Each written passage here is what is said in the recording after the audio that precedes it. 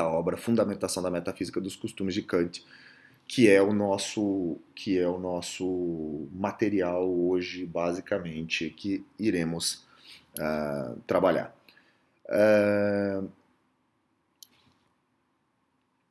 Tudo certo por enquanto. Bom, eu falei no encontro da semana passada a respeito de como nós havíamos assistido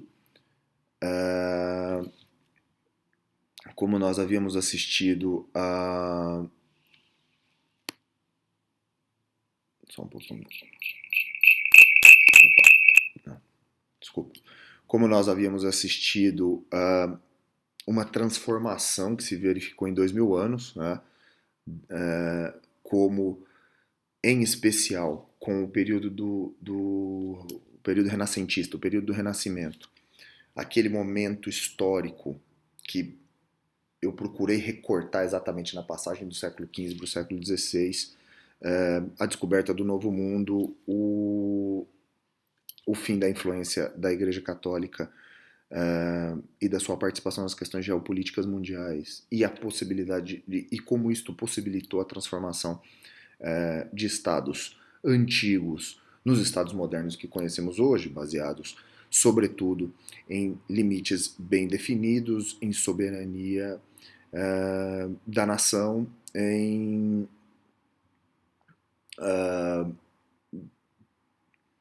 uso do poder que depois acabou sendo dividido no exercício de 3 funções que servem como o critério de se balancear o exercício do poder, né, o exercício das três funções do poder, ou comumente chamado de 3 poderes, e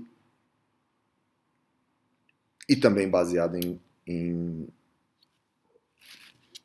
postulados e preceitos de constitucionalismo e democracia representativa, né? E, sobretudo, como o início da ciência moderna e como o início, como o aparecimento de autores, ou de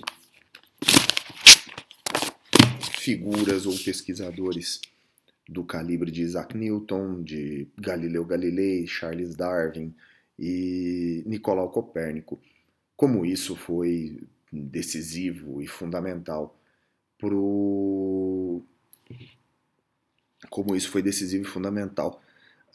para a mudança da humanidade, a forma como a humanidade via si, compreendia o mundo e, consequentemente, entendia o conceito de moralidade, ou para que se servia a moralidade, e a gente conseguiu verificar e entender que estávamos realmente diante de um momento de ruptura, e essa ruptura foi traduzida para a filosofia moral como uma mudança da maneira como questionávamos o papel da moralidade em termos de vivência humana. E eu procurei explicar isso a partir da mudança da própria pergunta, né? Estávamos até agora perguntando o que a moralidade servia para o modo como eu deveria viver a minha vida, para o modo como eu deveria buscar um propósito, ou buscar o meu propósito definidor da minha existência, justificador da minha presença aqui, da minha presença enquanto ser humano, da presença da humanidade. E a pergunta deixa de ser essa, porque a referência deixa de ser a busca de um propósito, e a pergunta passa a ser agora: o que é fazer a coisa certa? Como devo fazer a coisa certa? Porque a preocupação não é mais a busca de um propósito, ou, portanto, a preocupação não é a maneira como eu devo viver a minha vida de forma integralmente voltada à busca deste fim último, à busca deste propósito definidor da existência. E a preocupação agora passa a ser com a maneira como eu devo lidar com as minhas escolhas, com o impacto dessas escolhas nas outras pessoas, ou melhor dizendo, a maneira como eu ou como a humanidade vai estabelecer dentro dos seus grupos sociais padrões mínimos de comportamento e convivência que possam permitir com que grupos sociais se mantenham nestes termos, né? Então a nossa preocupação deixa de ser com medidas, atos, conduções de vida voltadas a um propósito e passa a ser agora o que eu devo fazer, qual a coisa certa a se fazer frente a um problema de ordem moral, qual o padrão de escolha eu devo adotar frente a um problema. Ela deixa de ser um contexto geral de ideia cosmológica grega, né? Um contexto geral de busca daquilo que vai justificar a minha própria existência e passa a ser agora uma preocupação a respeito de como eu devo fazer as minhas escolhas. O que é de fato fazer a coisa certa, individual, concretamente, frente a um dilema de ordem moral. E a gente comentou que o que a filosofia moral tem feito especial a partir do século XVII é procurar apresentar teorias, conjunto de ideias, fórmulas teóricas que nos digam o que é fazer a coisa certa. É o que a filosofia moral tem feito a partir desde o século XVII. Mas que neste conjunto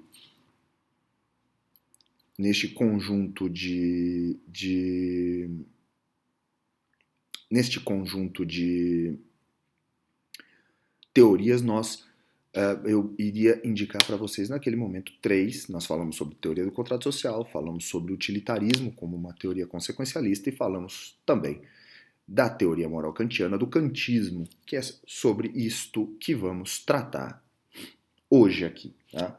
Então, como eu disse, é a primeira vez que eu faço um... Desculpe. É a primeira vez que eu faço um vídeo caseiro a respeito... é a primeira vez que eu faço um vídeo caseiro a respeito de disciplinas que eu trabalho, enfim. Então, eu vou tentar trabalhar com o que tem ali no material indicado, porque eu acho que isso facilita bastante também a vida de vocês, tá?